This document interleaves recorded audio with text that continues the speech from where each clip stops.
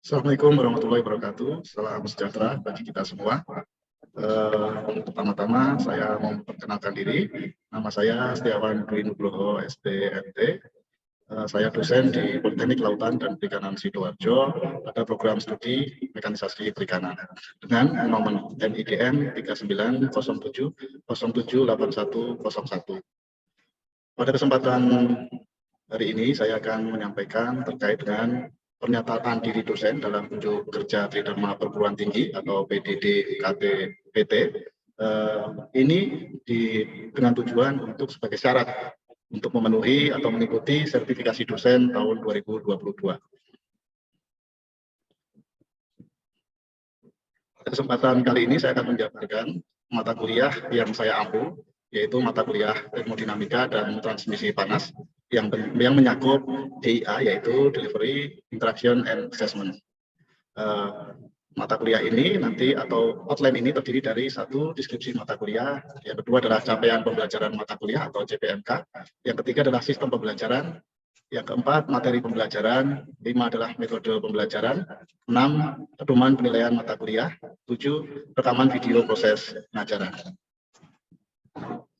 Untuk mata kuliah termodinamika ini diikuti atau nanti dilaksanakan oleh taruna atau mahasiswa semester 2, dan ini statusnya wajib karena memang ini mata kuliah dasar yang wajib diikuti oleh taruna atau mahasiswa di Politeknik Kelautan dan Perikanan Sidoarjo. Untuk mengikuti mata kuliah ini harus memiliki nilai minimal C pada mata kuliah fisika maupun mekanika dan hidromekanika. Untuk diskusi mata kuliah termodinamika dan transmisi panas, di mana mata kuliah ini membekali taruna terkait pengetahuan tentang konsep termodinamika, penerapan hukum termodinamika, proses perpindahan panas, dan aplikasi dalam bidang kelautan dan perikanan.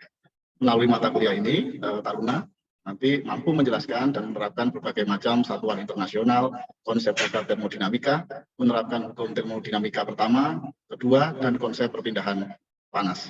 Selain itu, taruna nanti dibekali dengan keterampilan tentang pengoperasian, perawatan, dan perbaikan mesin pengolahan perikanan, dalam hal ini mesin rantai panas maupun mesin rantai dingin, untuk menunjang produksi perikanan budidaya dan pengolahan hasil perikanan. Untuk capaian pembelajaran mata kuliah atau JPMK, itu yang pertama, mampu menjelaskan penerapan macam-macam satuan internasional. Yang kedua adalah mampu menjelaskan konsep dasar termodinamika. Yang ketiga adalah mampu menjelaskan dan menerapkan hukum termodinamika pertama. Yang keempat, mampu menjelaskan dan menerapkan hukum termodinamika kedua. Dan yang kelima adalah mampu menjelaskan dan menerapkan konsep perpindahan panas. Nah, untuk materi pembelajaran, itu yang pertama terkait dengan pengenalan konsep hukum termodinamika, suhu, kalor maupun kalor jenis. Ini nanti tertuang dalam pertemuan pertama, yaitu terkait dengan penerapan termodinamika.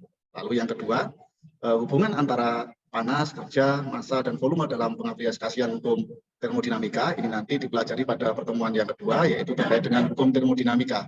Lalu yang ketiga adalah terkait dengan hukum kesetimbangan, kekekalan energi, kalor energi, dan usaha. Ya, ini nanti terkait dengan penerapan hukum termodinamika pertama. Dan keempat, penerapan hukum termodinamika kedua, lalu dilanjutkan pada materi kelima, penjelasan proses termodinamika. Keenam adalah penjelasan entropi. Ketujuh adalah penerapan aplikasi termodinamika dalam kehidupan. Kedelapan adalah penjelasan perpindahan panas.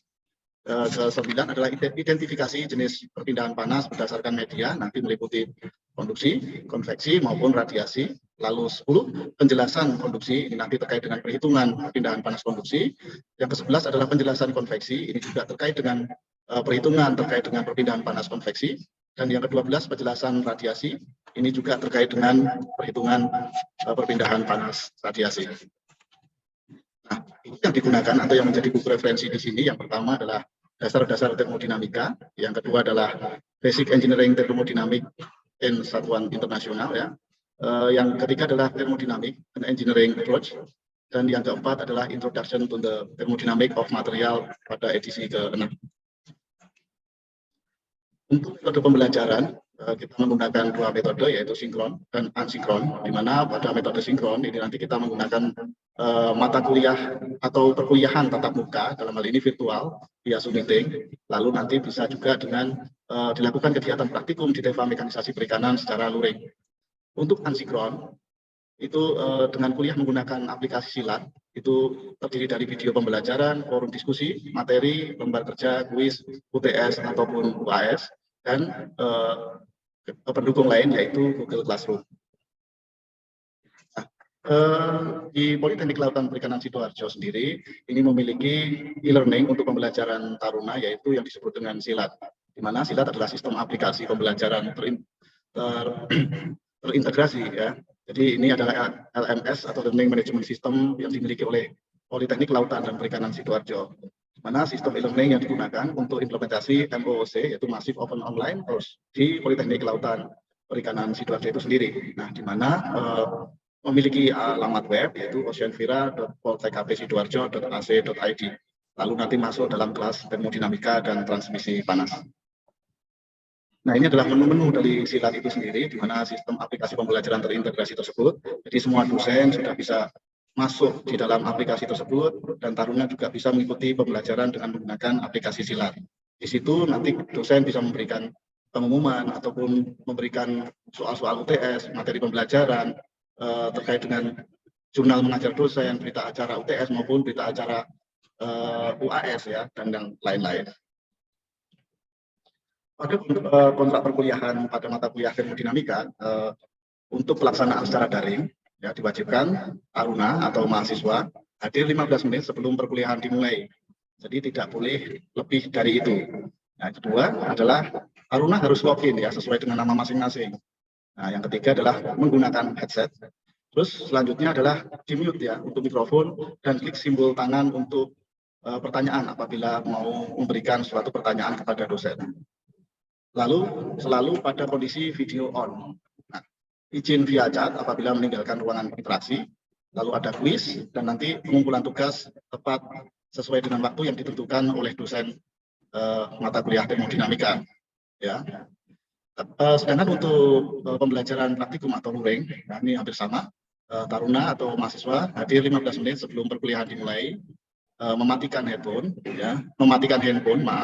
menggunakan wearpad perlengkapan bengkel, sudah mengumpulkan tugas sebelumnya, belum praktikum, post-test setelah praktikum, pengumpulan laporan tepat pada waktunya, dan presentasi laporan pada tugas sebelumnya. Nah, ini adalah jadwal perkuliahan yang dari tatap muka pertama sampai tatap muka ke-16, di mana pada tatap muka pertama materi yang disampaikan terkait dengan pengenalan konsep hukum termodinamika, suhu, kalor, kalor jenis, kapasitas kalor, dan kalor jenis. Nah, ini metodenya dengan sinkron Zoom atau asinkron itu tidak bisa menggunakan Silat, Google Classroom, dan video. Apabila dengan menggunakan praktikum, itu bisa dilakukan di TEFA Mekanisasi Perikanan. Untuk tatap muka kedua, materi yang disampaikan adalah terkait dengan panas, kerja, massa, dan volume, pengaplikasian hukum termodinamika. Ini untuk metodenya sama, teori dan praktikumnya. Lalu yang ketiga adalah terkait dengan hukum kesetimbangan. Jadi pada tatap muka ketiga itu kita membahas terkait hukum kesetimbangan, kekakalan energi, kalor energi dan usaha, aplikasi dan penyelesaian persoalan. Ini untuk metode teorinya ini dengan Zoom ataupun dengan Silat maupun Google Classroom ataupun video. Untuk praktikum ini bisa dilakukan di TEFA Mekanisasi Perikanan. Tatap muka keempat ini terkait dengan pengertian hukum termodinamika, aplikasi hukum termodinamika 2, reversible dan irreversible, dan MPA 2. Nah, ini juga sama, ini untuk teori bisa dilakukan dengan Zoom dan Silat, Google Classroom ataupun video pembelajaran. Sedangkan untuk praktikum ini dilakukan di TEFA Mekanisasi Perikanan. Untuk tatap muka kelima, nanti kita akan membahas terkait dengan tekanan, volume, dan suhu, dan juga diagram PV terkait dengan isobarik, isokorik, isotermik, dan adiabatik, serta perubahan fase dalam zat. Nah, ini juga sama untuk teori nanti menggunakan Zoom, Silat, Google Classroom maupun video. Sedangkan untuk praktikum ini nanti bisa dilakukan di TEFA Mekanisasi Perikanan. Untuk pertemuan ke-6 dan ke-7, ini pengertian terkait dengan entropi, energi, dan usaha, pembacaan diagram entropi, dasar perubahan entropi. Ini metodenya sama. Lalu pada pertemuan ke-8, ini dilakukan UTS, ujian tengah semester. Nah, untuk konfirmasi nanti biasanya soal ujian disampaikan di Google Classroom ataupun di Silat yang nantinya jawaban bisa disampaikan di Silat ataupun di Google Classroom. Untuk tatap muka ke-9, ini pengaplikasian hukum termodinamika dan mesin perikanan. Ini juga sama untuk teori dan praktikumnya menggunakan Zoom dan silat. Untuk praktikumnya dilakukan di TEFA Mekanisasi Perikanan. Pada tatap muka ke-10 ini membahas terkait dengan pengertian perpindahan panas, jenis-jenis perpindahan panas. Ini metodenya sama untuk teori dan praktikum. Untuk tatap muka ke-11 ini materinya adalah konduksi, konveksi maupun radiasi. Ini metodologinya juga sama, teori maupun praktikum. Tatap muka ke-12 terkait dengan materi pengertian konduksi, persamaan dalam konduksi, perhitungan pada konduksi, dan aplikasi konduksi. Ini teori maupun praktikum sama. Lalu tatap muka ke-13, ini materinya terkait dengan pengertian konveksi, persamaan dalam konveksi, perhitungan pada konveksi, dan aplikasi konveksi. Metodenya teori sama, yaitu dengan Zoom, silat, Google Classroom maupun video, dan praktikum dilakukan di TEFA Mekanisasi Perikanan. Untuk tatap muka ke-14, ini nanti kita akan membahas terkait perhitungan pada konveksi, aplikasi konveksi. Metodenya sama, teori maupun praktikum, dilakukan dengan Zoom, silat, Google Classroom. Sedangkan untuk praktikum dilakukan di TEFA Mekanisasi Perikanan. Tatap muka ke-15, ini terkait dengan pengertian radiasi, persamaan dalam radiasi, perhitungan pada radiasi, dan aplikasi radiasi. Metodenya untuk teori ini Zoom, ya, bisa dengan silat juga ataupun Google Classroom maupun video. Sedangkan untuk praktikum dilakukan di TEFA Mekanisasi Perikanan. Dan pada tatap muka ke-16 itu dilakukan UAS atau ujian akhir semester. Ini nanti bisa menggunakan aplikasi silat, baik itu soal maupun jawabannya, ataupun juga bisa menggunakan Google Classroom. Untuk kegiatan UAS praktikum itu bisa dilakukan di TEFA Mekanisasi Perikanan. Untuk penugasan atau tugas-tugas, ini nanti ada beberapa hal. Yang pertama terkait tugas individu, lalu tugas kelompok. Nah, tugas kelompok ini nanti dalam bentuk laporan. Yang ketiga adalah batas pengumpulan. Ini bisa pada via silat dan Google Classroom. Yang keempat adalah pembagian kelas menjadi 5 kelompok. Ya, nanti dalam satu kelompok ini bisa terdiri dari 5 sampai 6 orang, di mana tugas-tugas tersebut pada laporan meliputi judul praktikum, ya, latar belakang atau permasalahan, tujuan teori, metodologi. Dalam metodologi nanti juga ada alat, bahan, prosedur penggunaan peralatan, dan lain-lain, lalu hasil dan pembahasan, serta saran maupun kesimpulan. Nah, ini adalah merupakan pedoman penilaian. Penilaian ini terdiri dari 2, yaitu penilaian teori maupun penilaian praktek. Di mana penilaian teori totalnya adalah 100%, di mana 25% ini merupakan nilai tugas, 35% ini adalah nilai UTS, dan 40% adalah nilai UAS. Sedangkan untuk penilaian praktek itu sama, total juga 100%, di mana 40% ini adalah nilai tugas, 30% ini adalah nilai UTS maupun 30% untuk nilai UAS. Nah, untuk selanjutnya kita akan tampilkan rekaman video pembelajaran pada mata kuliah termodinamika. Selamat menikmati.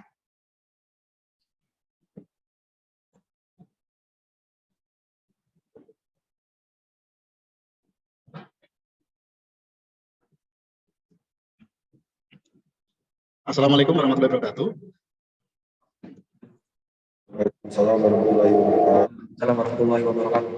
Ya, untuk pertemuan kali ini ya kita akan mempelajari terkait dengan transmisi panas atau perpindahan panas. Jadi pada pertemuan kali ini kita sudah memasuki pertemuan yang ke-10 ya. Jadi sebelumnya kita sudah mempelajari terkait dengan termodinamika itu sendiri, hukum termodinamika 1, hukum termodinamika 2 ya, dan lain-lain. Nah, sekarang kita masuki materi yang terakhir sebenarnya terkait dengan transmisi panas atau perpindahan panas. Ya, bisa kita mulai ya. Ya, oke, ini saya ada gambar. Gambar ini ada lilin yang dinyalakan, lalu ada, ini bukan balok ya, kalaupun balok logam. Di atasnya ada pipa besi, bisa kita asumsikan seperti itu. Nah, menurut kalian ya, jadi panas pada lilin ini akan transfer tidak apabila tangan kita taruh di atas pipa tersebut. Nah, kalau kita taruh di atas ini akan terasa panas tidak? Terasa panas. Kenapa demikian? Kenapa demikian? Ada yang tahu? Kenapa?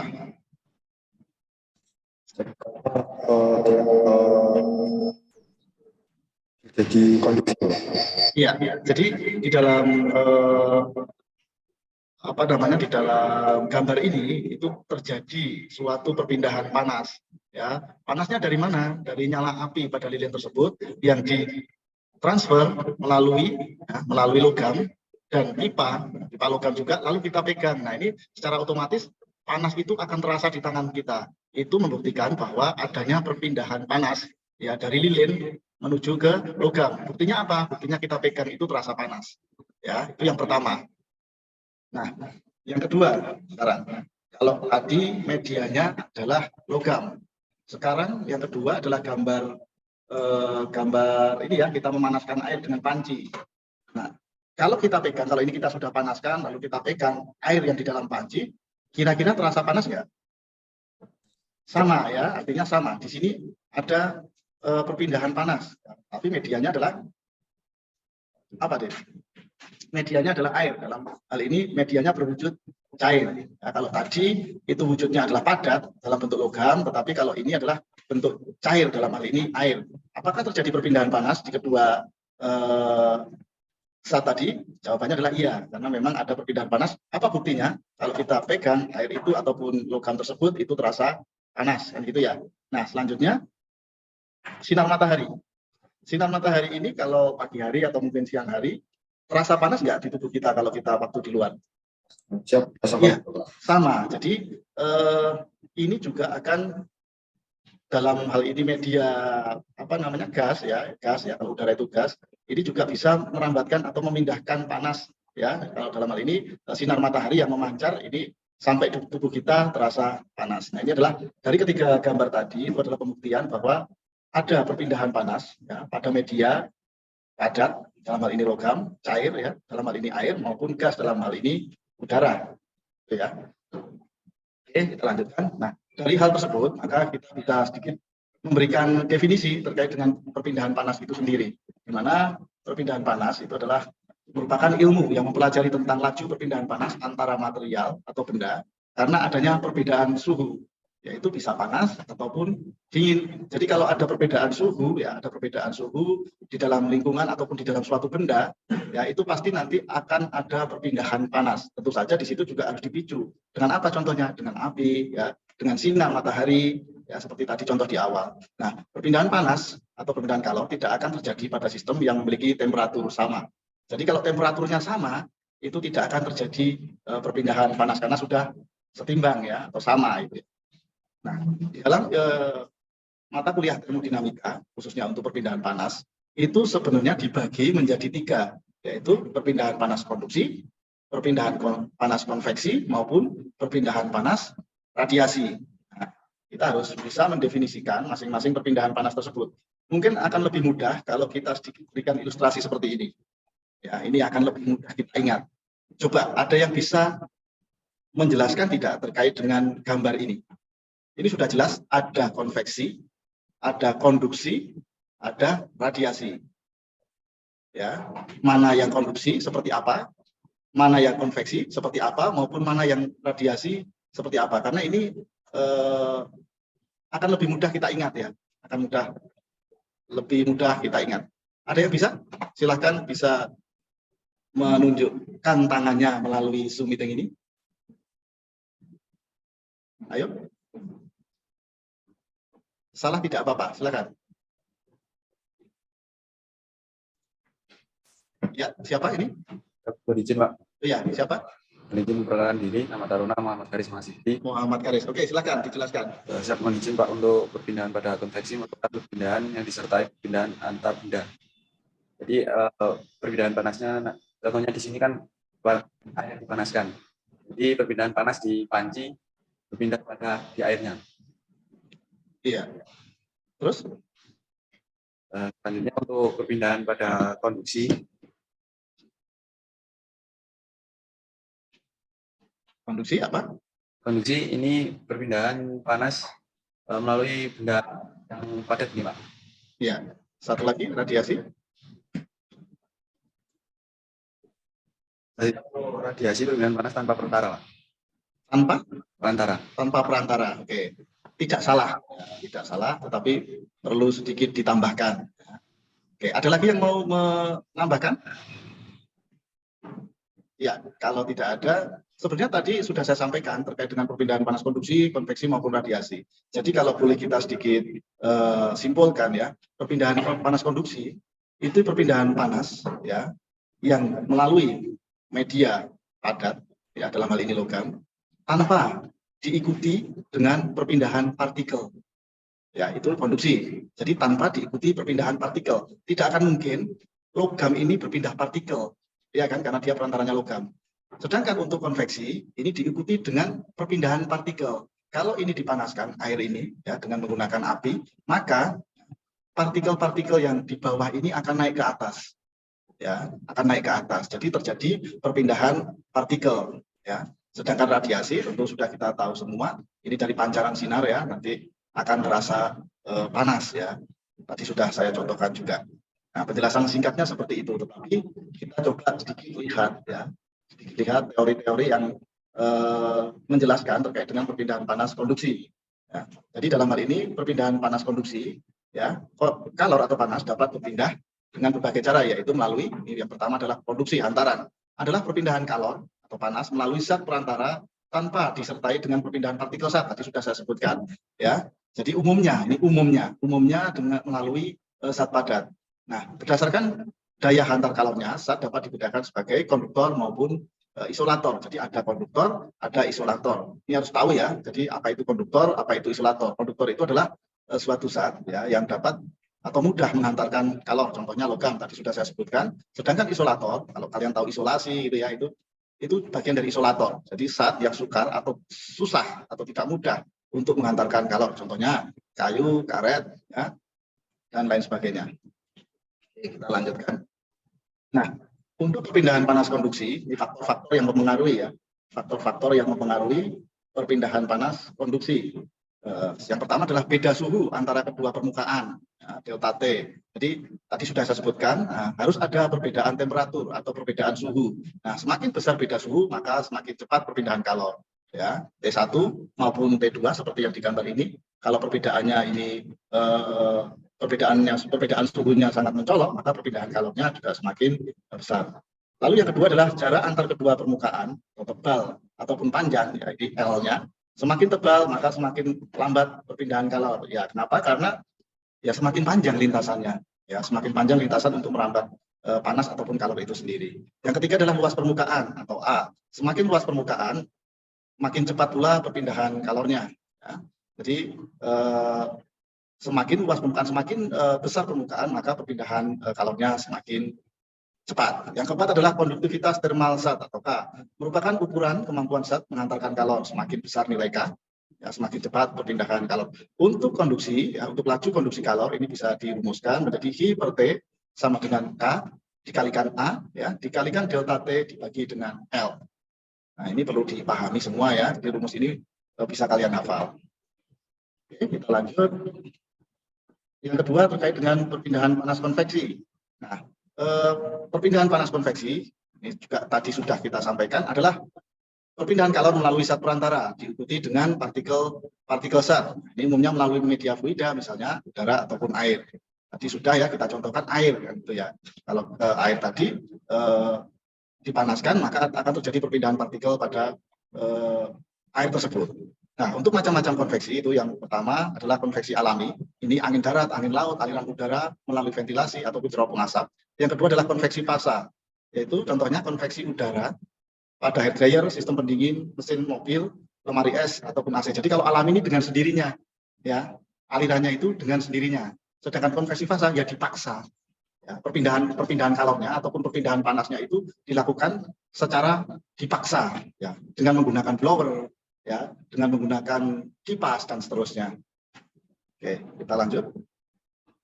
Nah, ini manfaat konveksi kalor. Ini merupakan proses pemanasan air dalam suatu panci. Partikel air pada dasar panci menerima kalor dan menjadi panas. Ya, tadi sebenarnya penjelasan lebih detail terkait dengan apa yang saya sampaikan.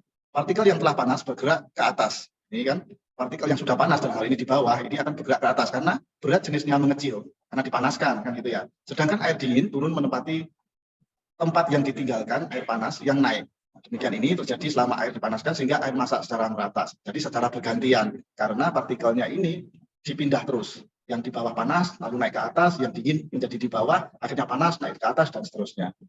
Ya. Untuk faktor-faktor yang mempengaruhi laju konveksi kalor itu yang pertama adalah luas permukaan benda. Ya, itu semakin besar luas permukaan benda yang bersentuhan dengan fluida maka semakin cepat kalor dipindahkan. Lalu kedua, perbedaan suhu atau delta T. Jadi semakin besar beda suhu benda dengan permukaan beda, maka semakin cepat kalor dipindahkan.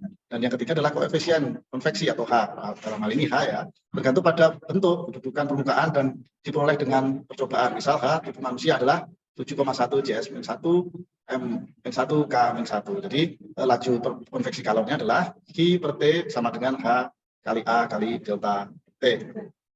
Nah, yang terakhir untuk perpindahan panas radiasi, ya ini merupakan perpindahan panas kalor melalui zat perantara. Jadi ini pancaran energi tadi sudah sinar matahari dari permukaan sebuah benda dalam bentuk gelombang elektromagnet. Misalnya panas matahari, nah ini kan sudah saya sampaikan. Tetapi ada beberapa catatan. Yang pertama terkait permukaan hitam sempurna sebagai pancaran dan penyerapan kalor yang baik. Nah ini kalau warna hitam itu kan menyerap panas ya. Jadi warna hitam itu merupakan bentukan dari berbagai macam warna sehingga kalau kita memakai warna hitam baju ya terutama itu bisa menyerap seluruh warna yang ada di matahari sebenarnya, maka kita akan terasa panas karena itu menyerap seluruh warna yang ada di matahari. Sedangkan untuk warna putih ini lebih memancarkan atau menyerap kalor radiasi yang buruk, merupakan penyerapan kalor radiasi yang buruk. Jadi dia akan memantulkan. Kalau putih ini malah akan memantulkan. Kalau kita menggunakan baju warna putih ini terasa lebih dingin dibandingkan apabila kita menggunakan baju warna yang gelap, dalam hal ini hitam. Pembuktian terkait dengan pancaran atau radiasi. Nah, pemanfaatan radiasi ini digunakan pada efek rumah kaca maupun panel surya. Sedangkan untuk faktor-faktor yang mempengaruhi laju kalor radiasi, nah ini dinyatakan dalam hukum Stephen Boltzmann ya, energi yang dipancarkan oleh suatu permukaan hitam dalam bentuk radiasi kalor tiap satuan waktu Q per T, nah, kan, kalor tiap satuan waktu ini Q per T sebanding dengan luas permukaan atau A dan sebanding dengan pangkat 4 suhu mutlak T pangkat 4, sehingga persamaannya Q per T sama dengan tau dikali A kali T pangkat 4. Tidak semua benda dianggap hitam sempurna sehingga ini kalau benda yang tidak hitam sempurna maka taunya 5,567 dikali 10 pangkat min 8 ya, maka Q per T sama dengan E kali tau kali A kali T pangkat 4. Nah, ini ada contoh soal ya, ada contoh latihan soal ya, nanti bisa kita kerjakan dulu ya. Sumber utama masuknya kalor ke dalam ruang yang suhunya lebih rendah dari udara luar adalah melalui jendela kaca. Sebuah ruang dengan pendingin AC memiliki kaca jendela luasan. Nah, luasan kaca jendela itu seperti ini ya, 2 kali 1,5 meter dan tebalnya 3,2 ya, milimeter. Kalau tebalnya ini milimeter ya satuannya. Jika suhu permukaan dalam kaca 25 derajat Celcius dan suhu pada permukaan luar 30 derajat Celcius. Nah, ini ditanyakan adalah laju konduksi kalor. Ini jelas. Berarti rumus konduksi kalor itu seperti apa? Nah, ini nah, ya tadi diketahui ya, A-nya seperti ini 2 dikali 1,5 maka 3 meter persegi. D-nya adalah 3,2 mm, ini 3,2 kali 10 pangkat min 3 meter. K-nya 0,8 W per MK. Sedangkan delta T-nya adalah T2 min T1 ya, dikurangkan saja. Maka hasilnya adalah 5K. Nah, pertanyaan adalah Q per T-nya berapa kan itu ya. Nah, jawabannya seperti ini. Tinggal kita masukkan rumusnya aja. 0,8 dikali 3 dikalikan 5 dibagi dengan D-nya 3,2 kali 10 pangkat min 3, maka hasilnya 3750.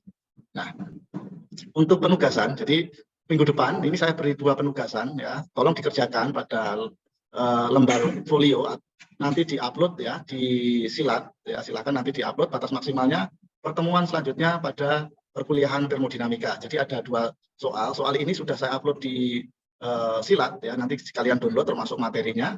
Jadi nanti silahkan di-download, dikerjakan, dikumpulkan minggu depan pada perkuliahan termodinamika. Nah, sampai di sini ada pertanyaan? Ada pertanyaan, Dek?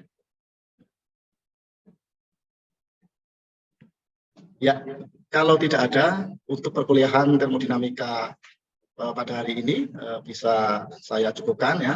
Terima kasih atas perhatiannya. Jangan lupa ya, nanti absen di Silat ya. Tinggal kita masukkan di pertemuan ke-10 ya untuk absensinya. Terima kasih atas perhatiannya. Saya akhiri. Wassalamualaikum warahmatullahi wabarakatuh. Waalaikumsalam warahmatullahi wabarakatuh. Terima kasih Bapak. Terima kasih Bapak.